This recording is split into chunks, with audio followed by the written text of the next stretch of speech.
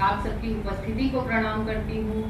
और क्योंकि मुझे सर ने टाइटल दे दिया था उर्दू अदब में गैर मुस्लिमों की खिदमत, तो मैंने फिर उसका बदलाव नहीं किया और एक प्रयास किया कि मैं उसमें कुछ लिख सकूं, क्योंकि ये तो पूरा सागर है, उसमें से ढूंढ के निकालना बहुत मुश्किल काम है कि हम गैर मुस्लिम को छांटें और फिर कैसे, तो और समय भी कम था, तो एक प्रयास भर किया है। आप सभी के समक्ष रखती हूँ अपना स्वागत। उर्दू साहित्य में गैर मुस्लिम लेखकों, रचनाकारों, कवियों आदि का महत्वपूर्ण योगदान रहा है।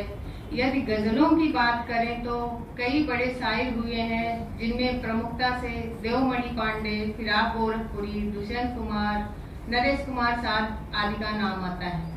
दुष्यंत कुमार की रचनाएं तो आज भी लोगों की ज़बां पर हैं।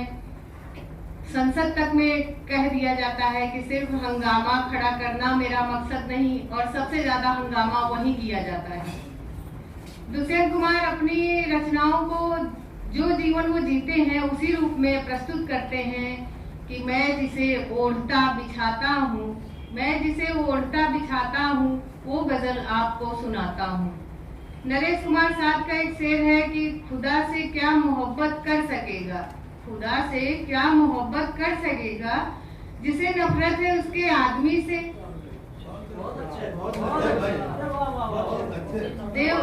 देवमणि पांडे जी का एक शेर है कि दिल ने चाहा बहुत और मिला कुछ नहीं, दिल ने चाहा बहुत और मिला कुछ नहीं, जिंदगी हसरतों के सिवा कुछ नहीं। ये जो मैंने अपना रिसर्च पेपर लिखा है, इसमें गद्य और पद्य दोनों में से प्रमुख एक रचनाकारों को लिया है, जिनमें पद्य में मैंने लिया है जिसे आप गजल कहते हैं, उनमें फिराक गोरखपुरी जी को लिया है, और गद्य लेखन में मैंने मुंशी प्रेमचंद जी का चयन किया है, क्योंकि अगर उसको हिंदी से भी मुंशी प्रेमचंद का अगर नाम हटा देते हैं तो हिंदी साहित्य अधूरा हो जाता है। वही चीज वो उर्दू में भी है कि अगर वहां से भी उनका नाम हटा लिया जाता है तो वहां भी वो अधूरा ही रह जाता है। यदि उर्दू साहित्य में कहानियों एवं उपन्यासों में गैर मुस्लिम लेखकों की बात की जाए तो मुंशी प्रेमचंद, कृष्णचंद्र, राजेंद्र सिंह बेदी का नाम प्रमुखता से आता है। कृष्णचंद्र की बहुचर्चित कहानी है जामुन का पेड़, जो व्यंग है, राजनीतिक व्यंग है। शायर जामुन के पेड़ के नीचे दबता है, उसके बाद परिस्थितियां कैसी बदलती हैं, उसकी मृत्यु तक उसका वर्णन उसमें किया है उन्होंने। लाजवंती राजेंद्र सिंह बेदी की बहुत चर्चित कहानी है। लाजवंती विभाजन के दौरान जो शोषण हुआ उसका पूरा जिक्र उन्होंने अपनी उस कहानी में किया है। अब फिराक गोरखपुरी पे जो मैंने लिखा है वो इस तरह है कि इनका जन्म 28 अगस्त 1896 में हुआ। इनका नाम रघुपति सहाय उर्फ फिराक गोरखपुरी है। इन्होंने अपनी तालीम इलाहाबाद से पूरी की। अपनी उर्दू शायरी और मुंहफट मिजाज के लिए आज भी याद किए जाते हैं। प्रमुख पूर्वाधुनिक शायरों में विख्यात, जिन्होंने आधुनिक उर्दू गजल के लिए राह बनाई। फिराक गोरखपुरी अपने आलोचनात्मक विचारों के लिए विख्यात हैं। ये भारतीय ज्ञानपीठ पुरस्कार से सम्मानित हैं। इनकी प्रसिद्ध गजल जो अमूमन सभी ने सुनी होगी कि बहुत पहले से उन कदमों की आहट जान लेते हैं, बहुत पहले से उन कदमों की आहट जान लेते हैं, तुझे ये जिंदगी हम दूर से पहचान लेते हैं। फिराक गोरखपुरी उर्दू के ऐसे अलहदा शायर थे जिन्होंने उर्दू गजल के क्लासिक मिजाज को नई ऊंचाई दी। उन्होंने हर विधा में लिखा। फिराक मूलतः प्रेम और सौंदर्य के कवि हैं, जिसकी झलक उनके काव्य में साफ दिखती है।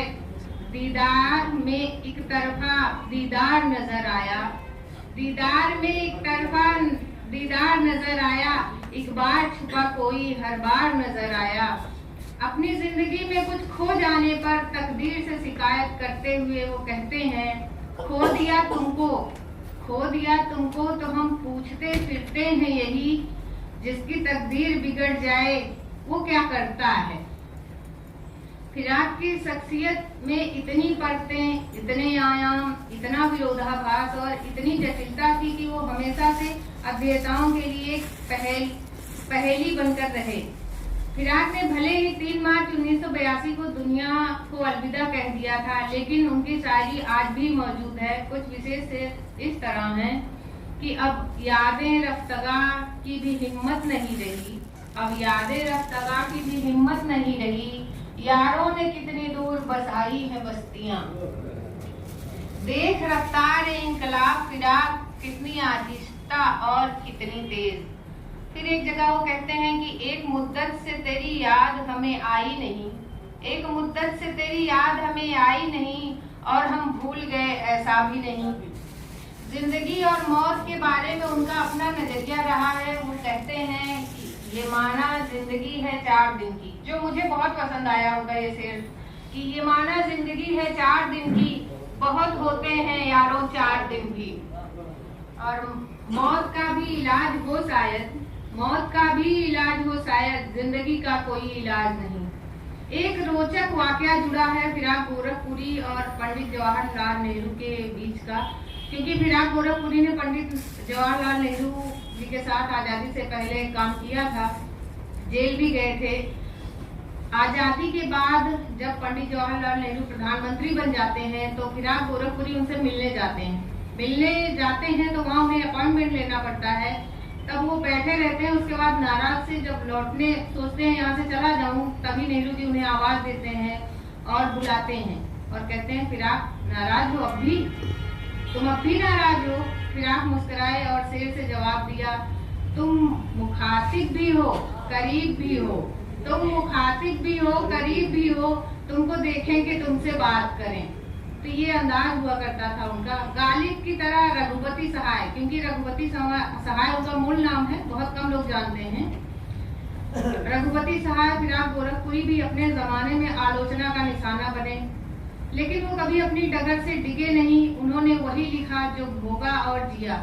अपने आलोचकों को अपने जीवन काल में यूं जवाब दिया था कि आने वाली नस्लें तुम पर रश्क करेंगी हम असरों, जब उनको ये ख्याल आएगा तुमने फिराक को देखा था। फिराक साहब को इश्क और मोहब्बत का शायर कहा जाता है, लेकिन इश्क और मोहब्बत के शायर की जिंदगी में इन्हीं की सबसे ज्यादा कमी थी। फिराक ने इस कमी या अभाव को अपनी शायरी की ताकत बनाया। वे लिखते हैं कि जिंदगी में जो एक कमी सी है, जिंदगी में जो एक कमी सी है, या जरा सी कमी बहुत है मियाँ। शुरू में फिराक को उर्दू साहित्य जगत में अपने आप को स्थापित करवा पाने में बहुत जद्दोजहद करनी पड़ी थी।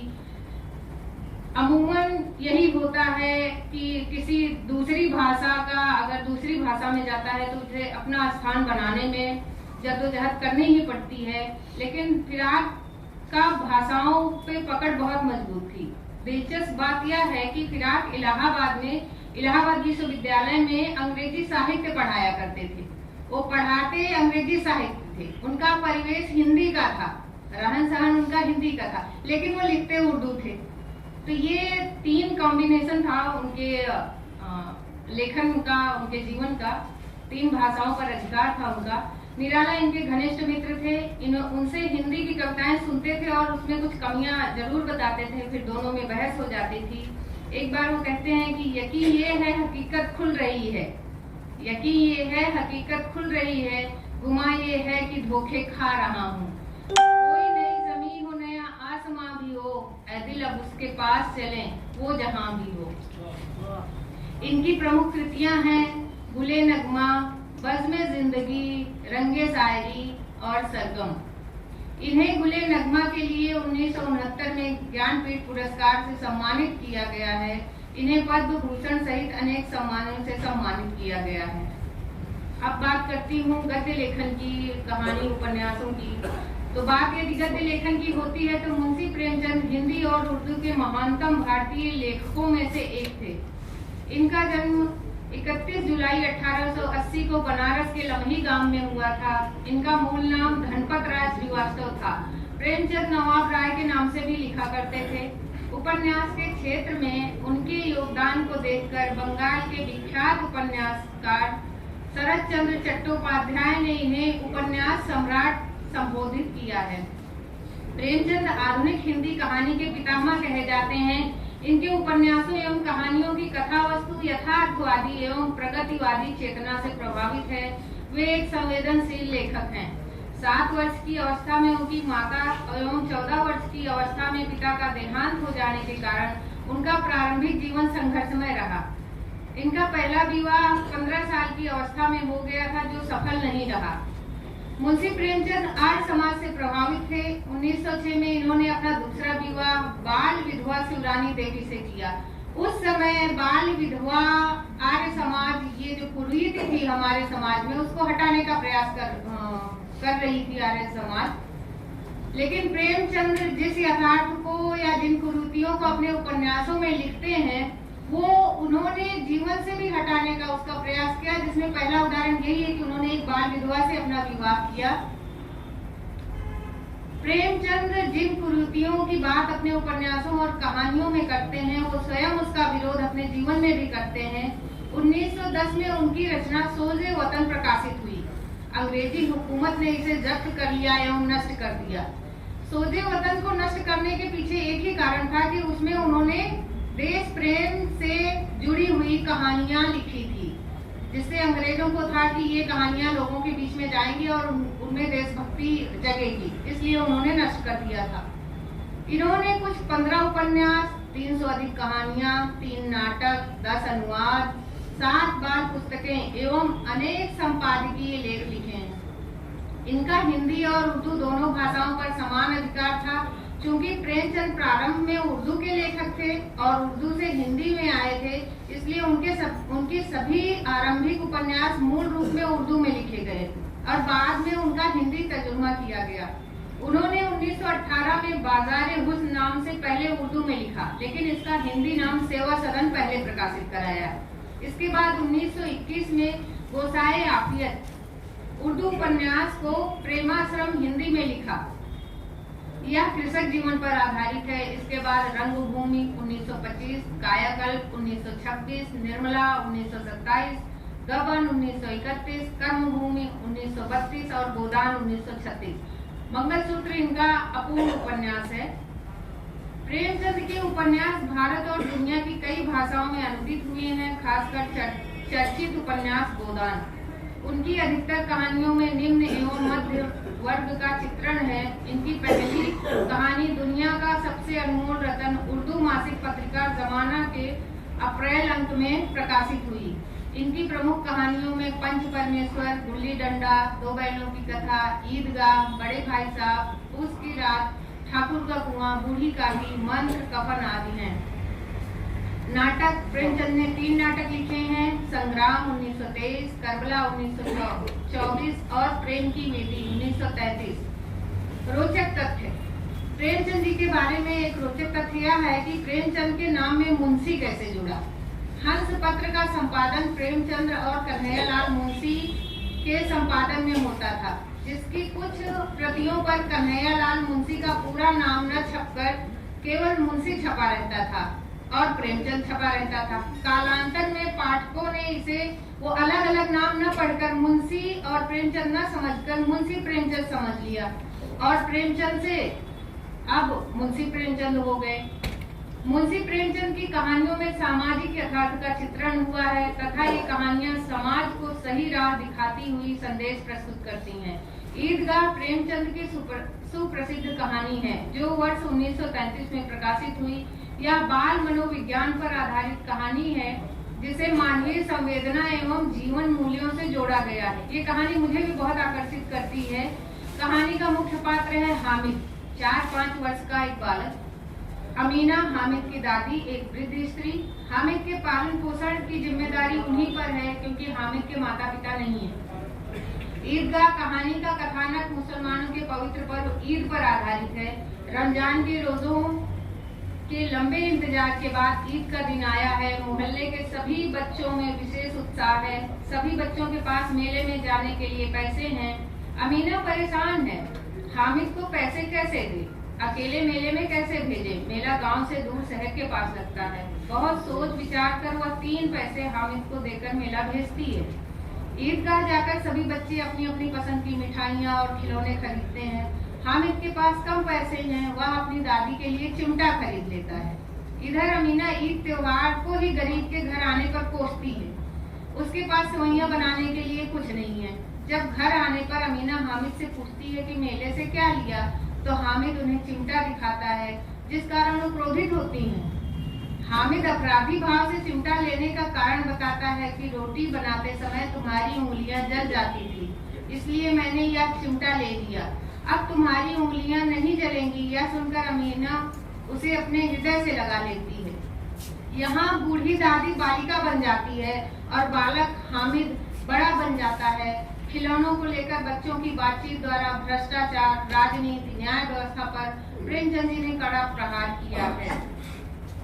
मुंशी प्रेमचंद ने इस कहानी में समाज में व्याप्त सामाजिक आर्थिक असमानता को भी अभिव्यक्त किया है।